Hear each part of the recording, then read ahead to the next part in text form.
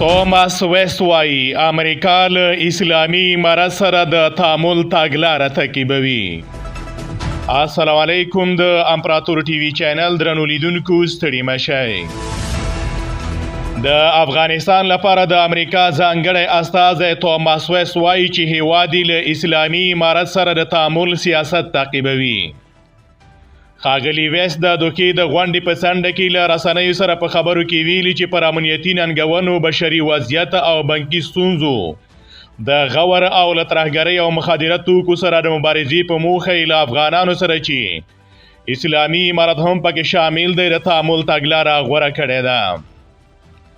د افغانستان لپاره د امریکا متحده ایالتونو استازی وایي متحده ایالتونه له طالبانو سره د تعامل تګلاره تعقیبوي. د وایي زه په منظم ډول له مشرانو سره په اړیکه کې یم او موږ د ټولو ګډو امنیتي اندېښنو، بشري وضعیت، د بانکي سکتور د ننګونو او د ترهګرۍ او نشهیي توکو په وړاندې د مبارزې په تړاو خبرې کړې دي او موږ د یو هیواد په توګه پریکړه کړې چې دغو موخو ته د رسیدو لپاره له افغانانو سره چې طالبان هم پکې شامل دي په تعامل کې پاتې شو.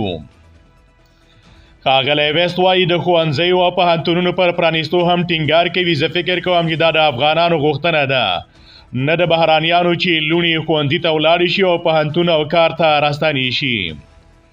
ډیر کله اورم چې افغانستان غواړي پر خپلو پښو ودرېږي. د دې کار لپاره افغانستان ښځینه ډاکټرانو، ښځینه نرسانو او ښځینه انجینرانو ته اړتیا لري. تاسو دا مسلکي کسان نشئ موندلی مګر دا چې نجونو او ښځو ته د زده کړو زمینه برابره کړئ. د سیاسي چارو شنونکی سمیع الله احمدزی وایي امریکایان له لومړي سره له اسلامي امارت سره د تعامل غوښتونکي وو، خو د دوی تعامل مشروط تعامل دی او خپل شرطونه لري که چیرې هغه ومنل شي له اسلامي امارت سره تعامل کوي. بلخوا د افغانستان لپاره د ملګرو ملتونو ځانګړی راپور ورکوونکی ریچارډ بینټ چې د دوکې د غونډې او ګډونوالو رسنیو ته وایي د نړۍ له هیوادونو یې غوښتي چې افغانستان هیر نه کړي. ښاغلي بینټ په هیواد کې د ښځو د زده کړو پر مسالې په ټینګار سره وایي چې په افغانستان کې د بشري حقونو مسالې ته هم باید لومړیتوب ورکړل شي. د افغانستان لپاره د ملګرو ملتونو ځانګړی راپور ورکوونکی څرګندوي ما د افغانستان په اهمیت خبرې وکړې او ومې ویل چې افغانستان مه هیروئ، افغانستان شاته مه پرېږدئ، بشري مسایلو ته پام وکړئ او د بشري حقونو او سیاسي مسایلو په برخه کې پرمختګ ته باید لومړیتوب ورکړل شي. خو د ښځو د حقونو ځینې فعالان او سیاسي کارپوهان په افغانستان کې د وضعیت د بدلون لپاره نړیوالې هڅې د اسلامي امارت د کړنو په بدلیدو پورې مشروطې ګڼي. د سیاسي چارو شنونکی ویس نصیري هم څرګندوي د افغانستان د خلکو په ژوند کې په اقتصادي، سیاسي او امنیتي ژوند کې هیڅ بنسټیز بدلون نه رامنځته کوي تر هغې چې طالبان د نړۍ څلور بنسټیز شرطونه ونه مني او ژمنتیا ونه کوي.